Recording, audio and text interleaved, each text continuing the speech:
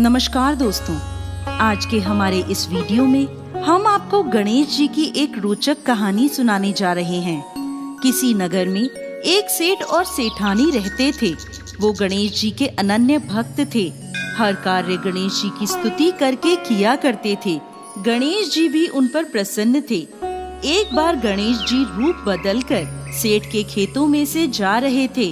तब उन्होंने सेठ के खेत में से 12 दाने गेहूं के तोड़कर खा लिए। गेहूं के दाने खाने के बाद उन्होंने सोचा, ये मैंने क्या कर दिया? ये तो चोरी हो गई। इसका पश्चाताप तो करना होगा। गणेश जी रूप बदलकर सेठ के पास गए और बोले, सेठ जी, मुझे अपने यहाँ काम पर रख लो। सेठ के व्यापार में उस वक्त कुछ परेशानी चल रही थी। रूप बदले गणेश जी के आते ही सेठ का रुका हुआ काम चल गया। सेठ ने उसे काम पर रख लिया। उन्होंने अपना नाम गणेशा बताया। एक दिन जब गणेशा काम कर रहा था तो उसने देखा कि सेठानी शोध क्रिया से निवृत्त होकर आई और राख से हाथ धोने लगी। तब गणेशा ने सेठानी का हाथ मरोड़कर उससे मिट्टी से हाथ धोने को कहा। सेठानी को बहुत गुस्सा आया और वो सेठ के पास जाकर बोली, ये कैसा नौकर रखा है? इसने मेरा हाथ मरोड़ दिया। सेठ ने गणेशा को बुलाकर पूछा तो गणेशा बोला, मैंने कुछ गलत नहीं किया। मैंने तो सेठानी को सीख दी कि राख से हाथ धोने पर हाथ कभी शुद्ध नहीं होते और घर की रिद्धि सिद्धि भी चली जाती है। मिट्टी से हाथ धोने चाहिए, मिट्टी शुद्ध होती है। सेठ ने सोचा, गणेशा तो समझदार है, घर के शुभ का सोचता है। थोड़े दिनों में कुंभ का मेला लगा। सेठ ने गणेशा को कहा कि सेठानी को गंगा स्नान करवा लाओ। वो सेठानी को लेकर चला गया। सेठानी गंगा जी के किनारे पर बैठकर स्नान करने लगी तो गणेशा उसे हाथ पकड़कर गंगा जी में डुबकी लगा लाया। सेठानी को बहुत बुरा लगा। घर आकर उसने फिर से सेठ से शिकायत करी। सेठ ने फिर गणेशा को बुलाया और पूछा, ऐसा क्यों किया? तो गणेशा बोला, गंगा जी के किनारे पर बैठकर स्नान कर रही थी, दूसरों के नहाए जल में नहा रही थी। मैं पकड़कर स्वयं गंगा जी में डुबकी लगवा लाया ताकि अगले जन्म में राजा रानी की योनि मिलेगी। सेठ ने सोचा, ये तो बड़ा सयाना है, हमारे अगले जन्म की भी सोचता है।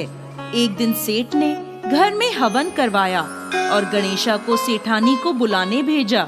गणेशा ने देखा कि सेठानी ने काले रंग के वस्त्र पहने थे।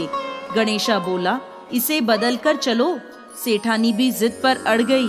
सेठ ने सोचा, सेठानी अब तक नहीं आई तो वो खुद बुलाने गया तो देखा सेठानी नाराज होकर खड़ी है। सेठ ने पूछा, क्या हुआ? सेठानी ने सारी बात बता दी। सेठ को गुस्सा आया। उसने गणेशा को बुलाया और पूछा तो गणेशा ने कहा, सेठानी हवन में काले रंग के कपड़े पहनकर जा रही थी जो कि शुभ नहीं होता। मैंने कहा लाल कपड़े पहनो फिर चलो तो सेठानी नाराज हो गई।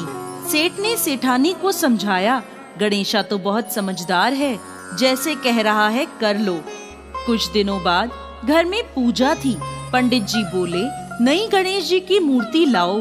तो सेठ जी बोले, नई मूर्ति तो नहीं है।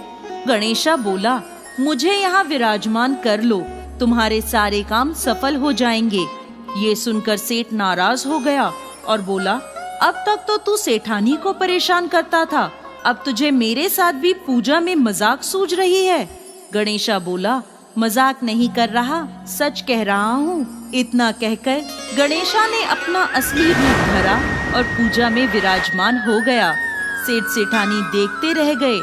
गणेश जी बोले, पूजा करो। दोनों ने पूजा करी।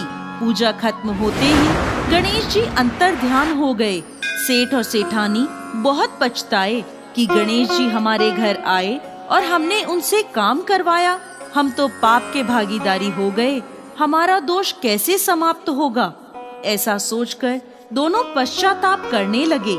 न अन्न खाया न जल पिया। उनके मन के संशय को दूर करने के लिए गणेश जी उनके सपने में आए और बोले कि तुम दोनों का कोई दोष नहीं है। मैं तुम्हारी पूजा भक्ति से बहुत प्रसन्न हूँ। मैं तो अपना दोष उतारने के लिए तुम्हारे घर आया था। मैंने तुम्हारे खेत से 12 गेहूं के दाने खाए थे, जिससे मुझ पर चोरी का दोष लगा था। तुम उठो, अन्न जल ग्रहण करो।